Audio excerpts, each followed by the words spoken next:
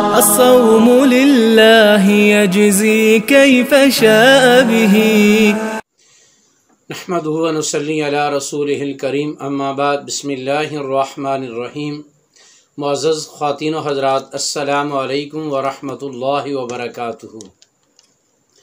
میں آپ کی خدمت میں حاضر ہوں پروگرام سنہری باتوں کے ساتھ، اور آج کی مجلس میں آپ کے سامنے عرض کیا جائے گا کہ مسواک کرنے سے پہلے نیت کیا کرنی ہوگی، مسواک کرنے کا سنت طریقہ کیا ہے، مسواک پکڑنے کا سنت طریقہ کیا ہے، مسواک کی موٹائی اور لمبائی کتنی ہونی چاہیے، مسواک کو کیسے رکھیں گے، اگر اس کے خلاف رکھیں گے تو کون کون سی بیماریاں پیدا ہوں گی، اور مسواک کو کس حال میں کرنا ہے، اگر اس کے خلاف کریں گے تو اس سے کیا کیا انسانی جسم میں نقصانات پیدا ہوں گے۔ ان ساری باتوں کو سننے کے لیے آپ کی خدمت میں گزارش ہے کہ اس ویڈیو کو اول سے آخر تک دیکھیں تاکہ ہمیں مسواک کے متعلق مکمل رہنمائی مل سکے، اور اس رہنمائی کے تحت ہم اس سنت کو ادا کرنے والے بن جائیں۔ سب سے پہلی بات تو یہ کہ مسواک کی اہمیت کیا ہے۔ نبی کریم صلی اللہ علیہ وسلم نے فرمایا، لولا ان اشق علی امتی، اگر مجھے اپنی امت پر مشقت کا ڈر نہ ہوتا تو میں مسواک کو ہر وضو کے ساتھ لازم کر دیتا، یعنی اس کو فرض کر دیتا تھا، لیکن مشقت کے ڈر سے مسواک فرض نہیں ہے، مسواک سنت ہے۔ تو امی عائشہ رضی اللہ تعالی عنہ سے کسی نے پوچھا کہ رسالت مآب صلی اللہ علیہ وسلم گھر میں رات آخری کام کیا کرتے تھے؟ فرمایا مسواک کرتے تھے۔ اور دوبارہ پوچھا کہ رسالت مآب جب صبح اٹھتے تھے تو سب سے پہلے کیا کام کرتے تھے؟ فرمایا مسواک کرتے تھے۔ نبی علیہ السلام مسواک کا سب سے زیادہ اہتمام کرتے تھے۔ اب مسواک کرتے وقت آدمی نیت کیا کرے؟ تو عموماً لوگ مسواک اس لیے کرتے ہیں تاکہ منہ صاف ہو جائے، دانت صاف ہو جائیں۔ امام غزالی رحمۃ اللہ تعالی نے احیاء العلوم کے اندر فرمایا کہ مسواک کرتے وقت صرف صفائی کی نیت نہیں ہونی چاہیے، پاکیزہ منہ کے ساتھ تلاوت اور عبادت کی نیت ہونی چاہیے۔ صرف دانت صاف کرنے کی نیت نہیں ہونی چاہیے، میں اپنے منہ کو صاف کروں گا، دانتوں کو صاف کروں گا اس مسواک کے ذریعے، پھر اس صاف منہ کے ذریعے میں اللہ کے قرآن کی تلاوت کروں گا، یا ذکر کروں گا، یا نماز پڑھوں گا، یا کوئی بھی دوسری عبادت بجا لوں گا۔ تو مسواک کے بارے میں امام غزالی رحمہ اللہ نے فرمایا کہ اس میں عبادت کی نیت کہ میں اپنا منہ صاف کر کے اس پاکیزہ منہ سے اپنے رب کی عبادت کروں گا۔ یہ بات امام غزالی رحمۃ اللہ تعالی نے شرح احیاء کے اندر لکھی ہے۔ نمبر 2، مسواک کرنے کا سنت طریقہ کیا ہے؟ مسواک کرنے کے بارے میں سنت طریقہ البحر الرائق کنز الدقائق کی عربی میں شرح ہے، تو صاحب بحر الرائق نے مسواک کرنے کا سنت طریقہ یہ بیان کیا ہے کہ مسواک کو سب سے پہلے پکڑنے کا سنت طریقہ کیا ہے۔ تو مسواک پکڑنے کا سنت طریقہ یہ ہے، یہ مسواک کے پکڑنے کا سنت طریقہ ہے۔ چھوٹی انگلی اس کے نیچے، دونوں انگلیاں اس کے بعد یہ مسواک کے نیچے، اور اس کے بعد یہ انگلی مسواک کے اوپر اور انگوٹھا مسواک کے نیچے۔ یہ طریقہ ہے مسواک کے پکڑنے کا۔ اس طریقے سے مسواک کو پکڑ کر پھر پہلے دائیں جانب اوپر کی 3 مرتبہ، پھر بائیں جانب اوپر کی جانب 3 مرتبہ، پھر دائیں جانب نیچے کی جانب 3 مرتبہ، پھر بائیں جانب نیچے کی جانب 3 مرتبہ۔ دانتوں کے ظاہر پر بھی مسواک کرنی ہے، دانتوں کے باطنی حصے پر بھی مسواک کرنی ہے، اور تالو پر بھی مسواک کو ملنا ہے۔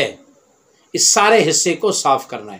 کم از کم مقدار 3 مرتبہ ہے، زیادہ کی کوئی انتہا نہیں، جب تک کہ اس کو تسلی ہو جائے۔ مسواک کرنا ہے۔ تیسری چیز یہ ہے کہ مسواک کی لمبائی اور چوڑائی کیا مسنون ہے۔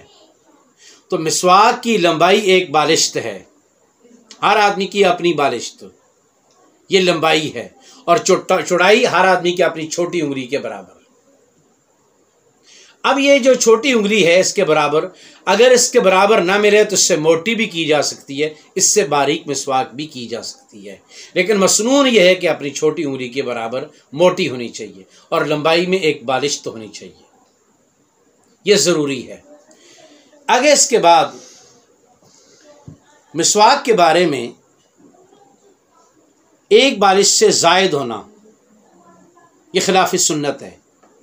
ایک بالش سے اگر مسواک زائد ہے تو اس پر شیطان سوار ہو جاتا ہے، تو ظاہر بات ہے شیطان پلیت ہے، شیطان نجس چیز کا نام ہے۔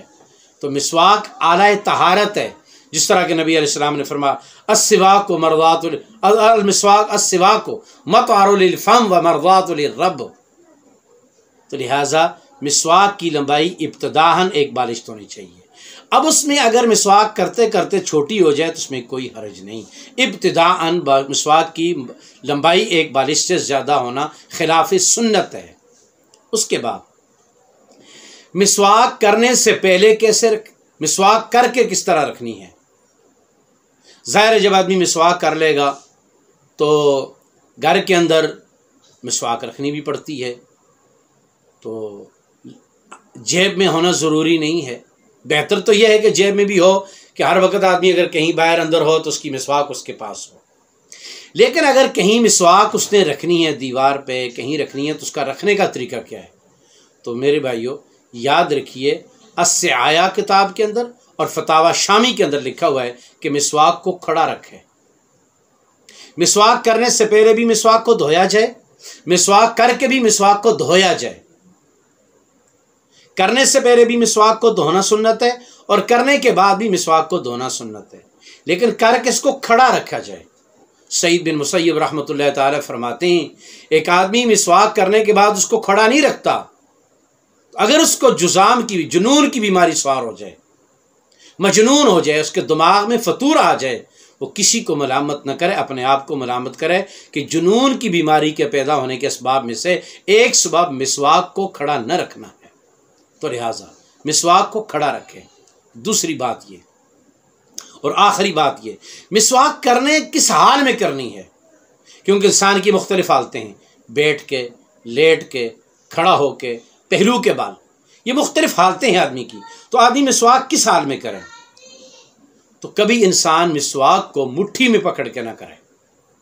مٹھی میں پکڑ کے اگر آدمی مسواک کو کرے گا، یوں مٹھی میں پکڑ کے، یہ مٹھی میں پکڑنا ہے، یوں مٹھی میں پکڑ کے اگر مسواک کرے گا تو اس سے جذام کی بیماری پیدا ہوگی، نہیں اس سے بواسیر کی بیماری پیدا ہوگی،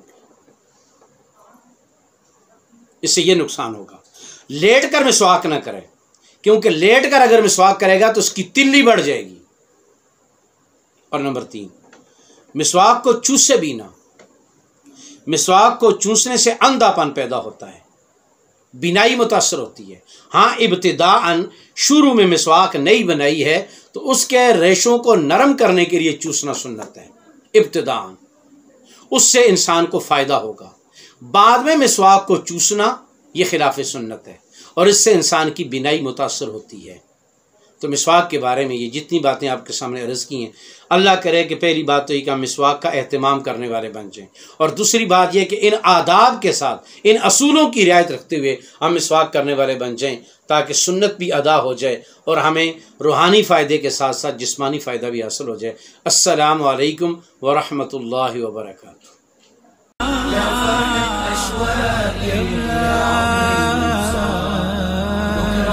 Yeah.